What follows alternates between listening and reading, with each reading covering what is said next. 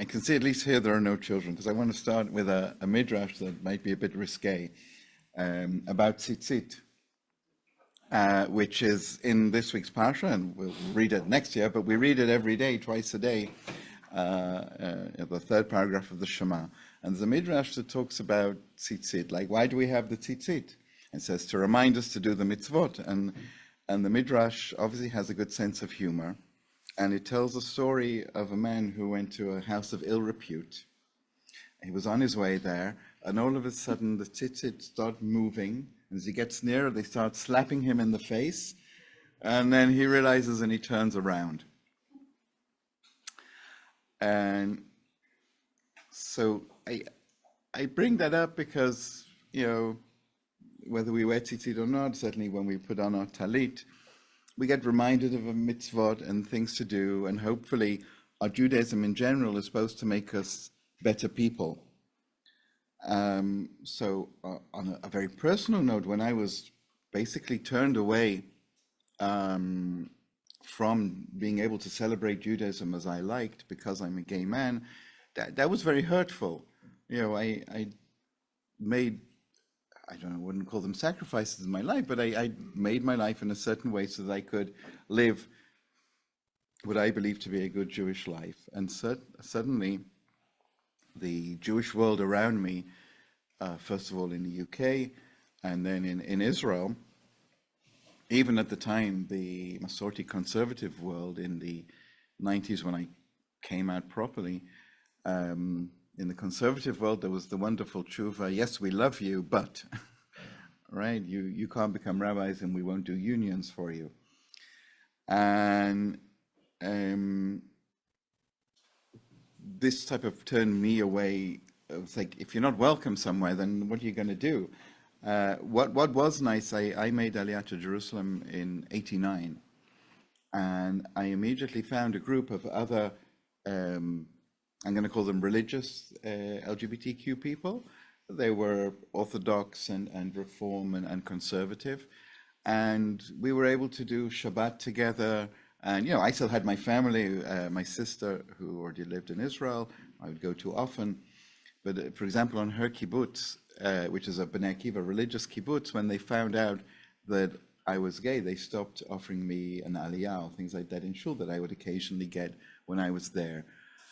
And then, you go shul hopping when you go to a new place and you're looking for somewhere that's accepting, and it was really difficult. And so I went off the derech, as they say, for a number of years. It was the easy way out, but it wasn't something I was happy with. And it was very important for me to find Masorti Judaism, which even though in 2002, when I found it in a big way in Israel, and started to go to my shul, the official line was still that LGBTQ people are not fully accepted, as in going to rabbinical school, etc. But things were already in the change. And as many of you might know, in 2006, the law committee, the CJLS, passed one of a number of tshuvot that said that, yes, we don't just like you, but you can be full members of our Jewish world. You can go to rabbinical school, and we will do unions for you. And it took a few more years, but then now there's also official conservative unions. They don't call it they don't call it kiddushin, but there's liturgy for same-sex weddings, which is it's very meaningful to me that not only am I accepted, but that the liturgy follows that as well. And in my experiences, first of all, why did I go to JTS and not to the Schechter Rabbinical School in Jerusalem, which would have been a lot easier and certainly a lot cheaper? The tshuva was in 2006, or that's when the policies changed in Ziegler here and at JTS. But at the Schechter Rabbinical School, they were holding out. The people leading it were one of them was actually anti-gay, the dean at the time, a woman who was had to struggle to be accepted to Schechter Rabbinical School to study as a woman a number of years beforehand. She even wrote an article in one of the national papers, Yediot Achronot, saying that the children must have both a male and a female parent, and against gay marriage and certainly against gay adoption. And so not only was there no point in even applying because of their policy of not accepting gays and lesbians, but why would I want to go to a school that had people like that? That changed whilst I was already at JTS. In fact, my story of getting to JTS is that I was working for Masorti in development back in 2009, and I met with a cohort of students from Ziegler and JTS to take them around some of our projects. And this was the first cohort that had gay and lesbian students. And I was speaking with them and some of their colleagues, some of them are since friends, and saying, yeah, I'd love to go to rabbinical school. This is a point I'd got to in my life, but I can't. And it was like, I could say I want to go and not have to do it because I couldn't go. And I'd reached this point being involved in my shul, and I spoke about that, I think, at lunchtime. I've spoken to so many people and so many things, I'm not sure who I said what to. But basically being involved in my Masorti shul, and I've seen the movement on a national level, and wanting to be more involved religiously, and being a leader of the Jerusalem Open House for Pride and Tolerance, which is the LGBTQ center in Jerusalem, and not having had the role models that I wanted, all this was leading me to, I think I should take that step and become a rabbi. And I couldn't do that in Israel. I didn't want to go to HUC, the reform school. It wasn't what I thought would be a good fit. And so I could get away with saying I'd love to go to rabbinical school and not have to actually follow through. But they ratted me out to the dean in JTS, Rabbi Danny Nevins, one of the authors of the Tshuva, together with Rabbi Dorf as well, and Rabbi Avram Reisner, that allows for LGBTQ people to be full part of our world. And he called me up and he said, I'm going to be in Jerusalem in a few weeks' time. I hear you're interested in rabbinical school. Let's talk. That was November 2009, and September 2010, I was at JTS. And I had 4 wonderful years. And what was especially important to me, I know some of the first students, the first gay and lesbian students, or 2 in particular, had a particularly hard time at JTS being accepted. It was like they were the first year, and it appeared that a number of faculty didn't know how to, take them in and make them feel at home. By the time I got there in 2010, it was a different story. When we had a class learning kiddushin about weddings from the Talmud, etc.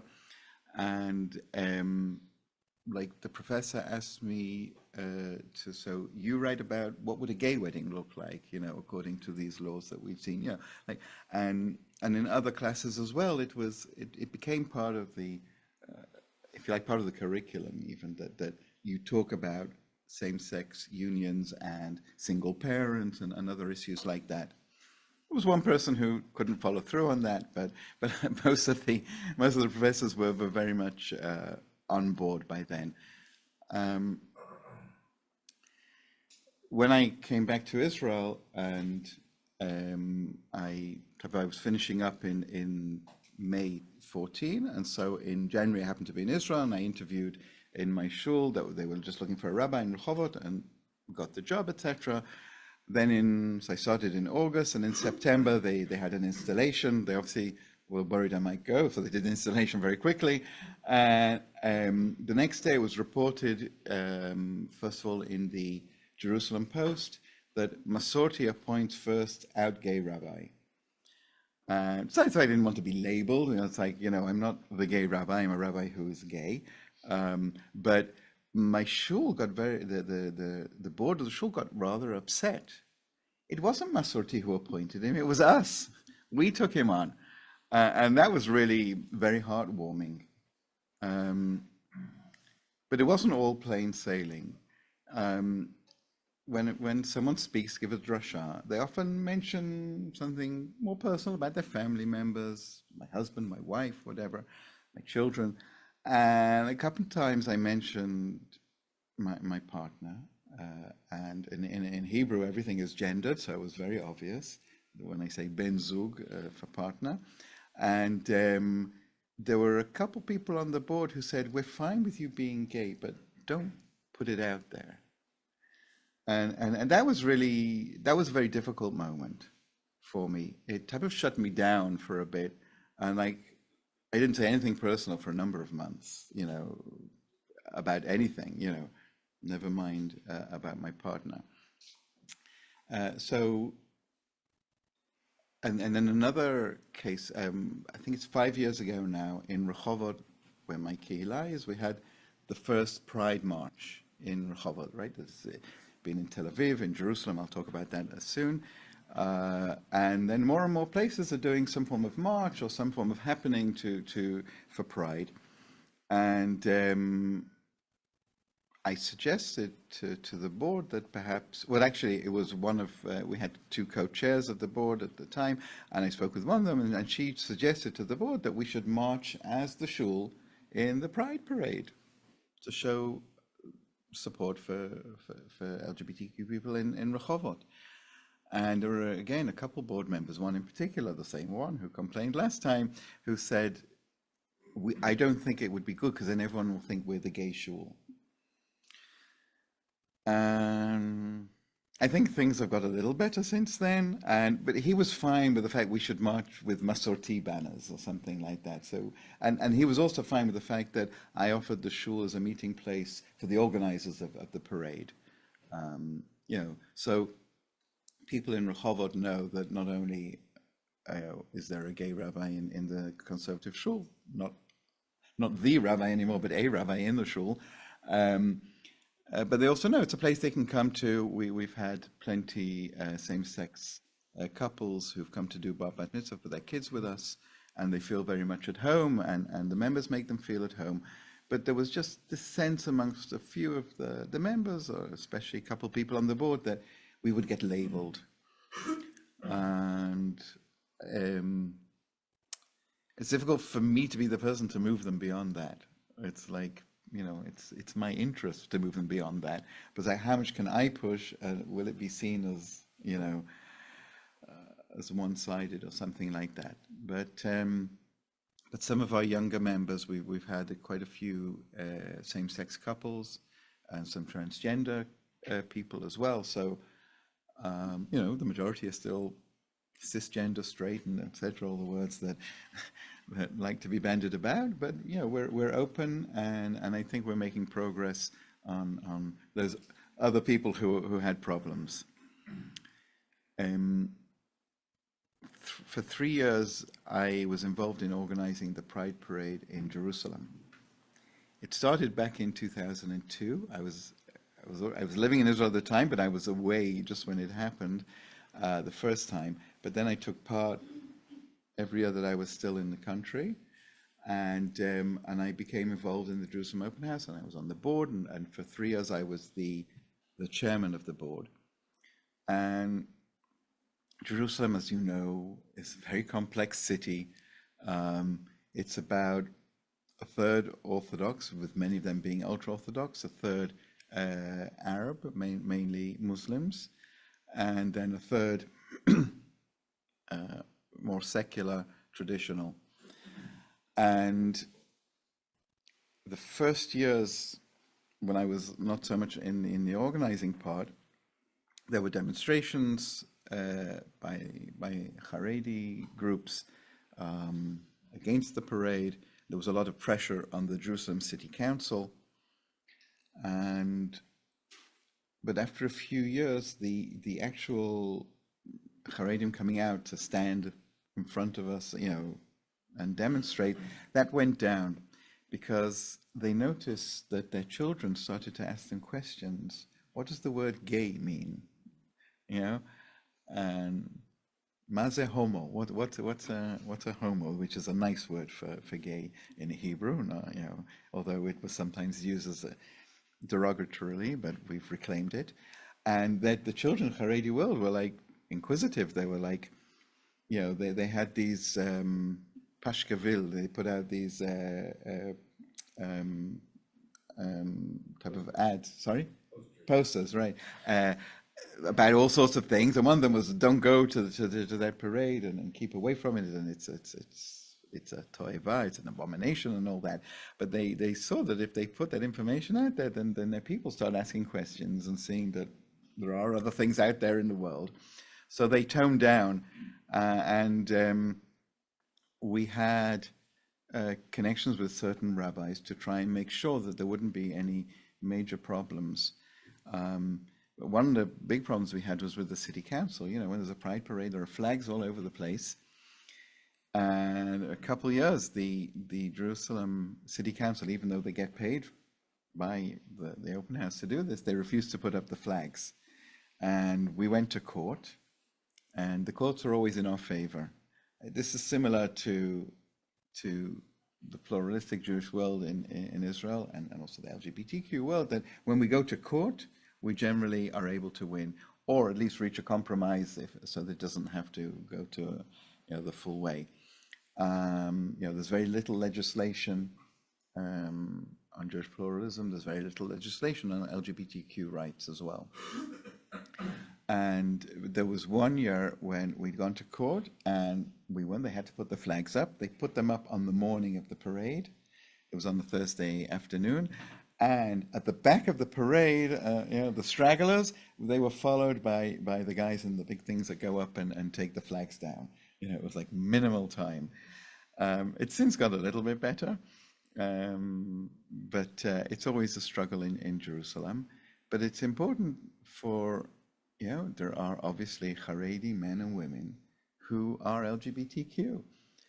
And one amazing thing at the Jerusalem Open House is that they're able to come there. Some of them come in full garb. Some of them find a place to get changed first.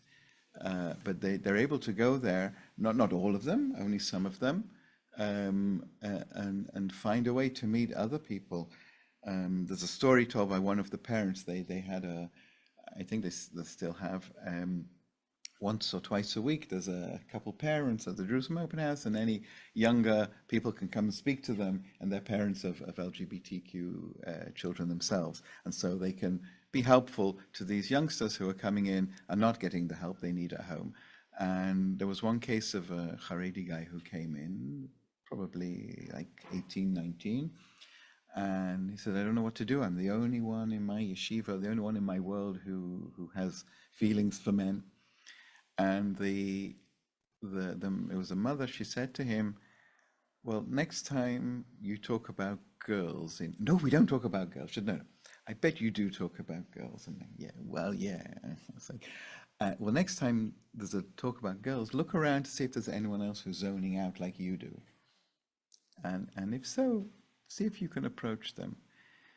And apparently it worked. And this guy found someone else who he could talk to, a peer.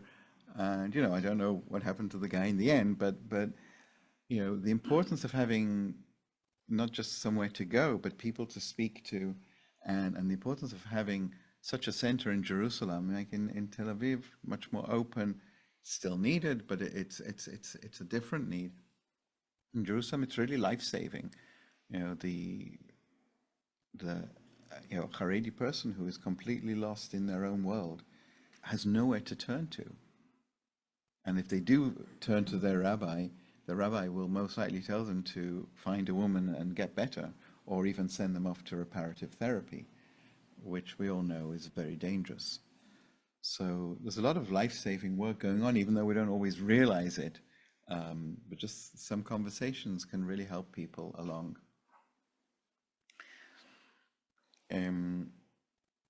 I'd be happy if there's any questions as well. I just want to talk about one other thing, and that is,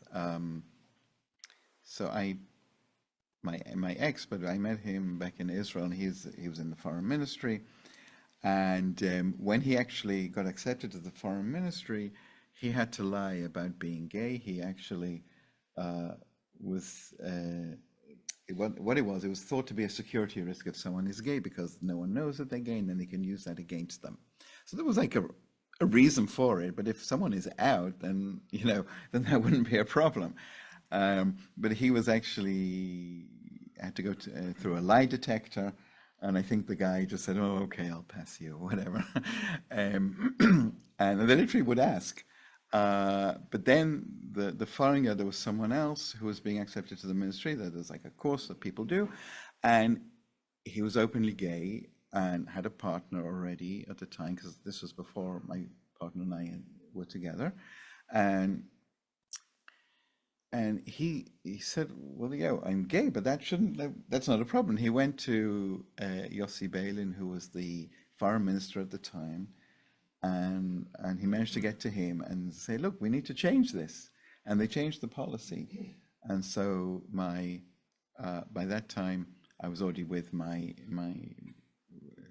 ex, and so he like told them one day, yes, I'm also gay and whatever, and it was all okay. But we were the first gay couple to go abroad officially, and that was like complicated. It's like, what do they put in? So you get a diplomatic passport as the spouse of. What do they put in my passport? How do they write that? Our first posting was in Rio. So first of all, the Orthodox rabbi, once he heard about this before we arrived, he went around and signed people up on a petition against the foreign ministry sending a gay couple to Rio. The consul general told him what he could do with that petition, so it did not go far at all. But the country of Brazil did not recognize gay couples at the time. So how can I get my papers? And so the foreign ministry was actually really good, and they appointed me as a local vice consul, so that would allow the foreign ministry there in Brazil to issue me with all the correct papers, etc. And so I could actually live there and work there.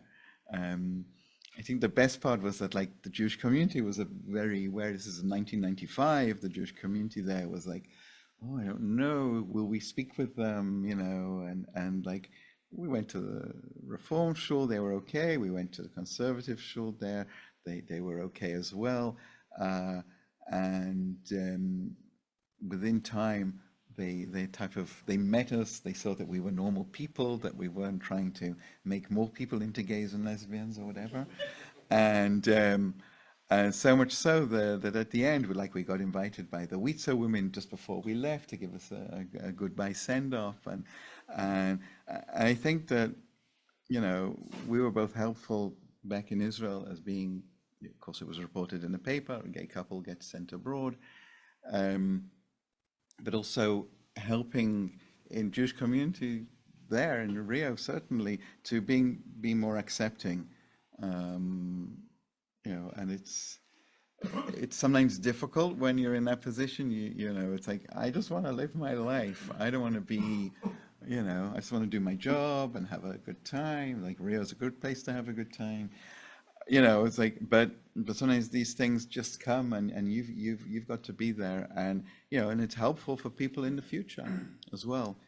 So much so in Bnei Akiva in England, a few years after, I was very involved in Bnei Akiva there, and my final year I actually worked for the movement for Bnei Akiva there in England, and I was closeted, but I think certainly all my friends knew that I was gay. Then a few years later, there was someone who was already more or less out in London, and he wanted to get a job working for Bnei Akiva as well. And he said, well, Mikie used to work, so why can't I? That again was very heartwarming. It's like, I didn't do anything, but it was helpful to someone else. And certainly the younger generation in England, I don't know about in Israel, but the younger generation of Bnei Akiva people who my niece and nephew were involved in that, they're now grown up, certainly were much changed. When do we have to wrap up? 5 minutes of questions. Okay. And Rabbi Goldstein, repeat the questions of people on Zoom. Right. At the Jerusalem Open House, is there a presence of LGBTQ people who are either Arab, Palestinian citizens of Israel, or East Jerusalem Arabs? So is there an Arab or Muslim LGBT presence at Jerusalem Open House? We started, it was in my time, before I was the chair, but I was involved in the fundraising there, and we wrote a proposition to set up an Arab group which we set up. After about 3-4 years, they went independent. It's called Al-Kaus, which means the rainbow. It went independent because of political reasons. It was difficult for them to continue and also be in contact with other Muslim groups around the world if they were part of a Zionist organization, although Jerusalem Open House is like very quiet on politics to give people space. But yeah, and that was also an amazing thing to be part of. So a practical question, how do gays and lesbians get married in Israel? Because we know the Rabbi will Yeah. give them certificates if they go to Cyprus or what. Right. So how can gays and lesbians get married in Israel?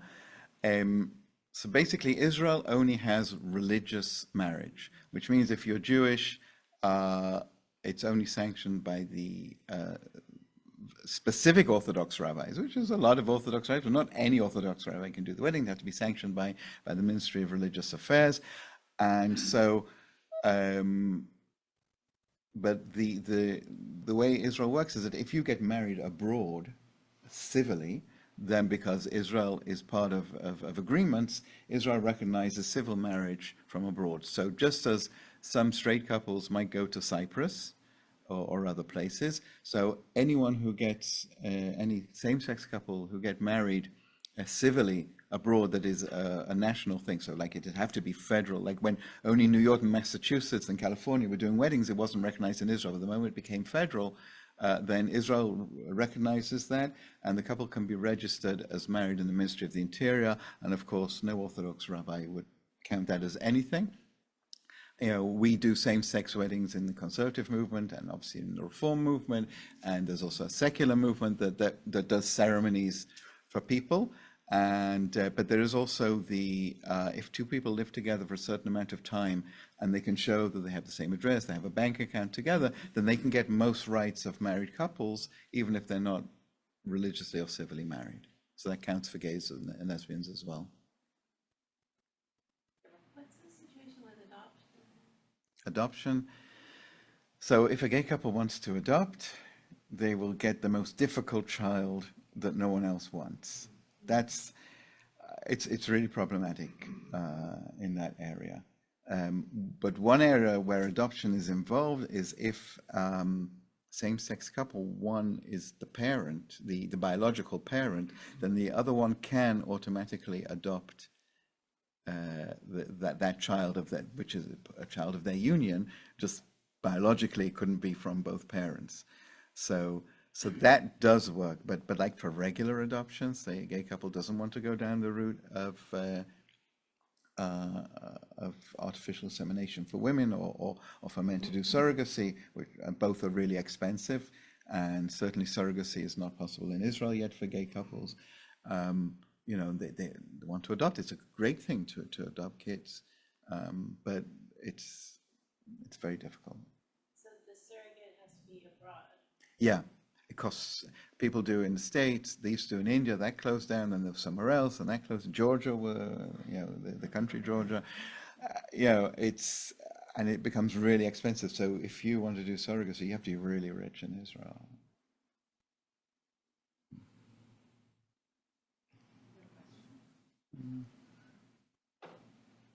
You said, I was struck by how you said you just wanted to live your life. And being part of the Masorti movement and also being gay, you just living your life means constantly coming up against these boundaries. Do you find it exhausting or kind of invigorating to be doing this kind of pioneering work? So I said I wanted to live my life, and yet I'm coming up against all these difficulties of being a Masorti rabbi, being a gay rabbi, just being gay in Israel. Apparently, I find it invigorating. I'm here talking to you about it. It does give a lot of meaning to what I'm doing. Yeah, but there are times when you don't want to be, you know, whether it's a poster boy or a mascot or whatever, you know.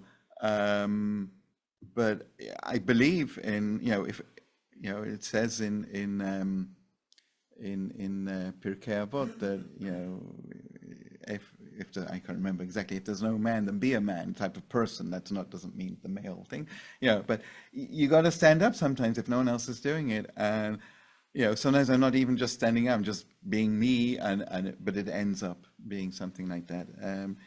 It certainly gives my life a lot of meaning. And, I sometimes get embarrassed about it as well, but I think that's good. That keeps me in my place as well.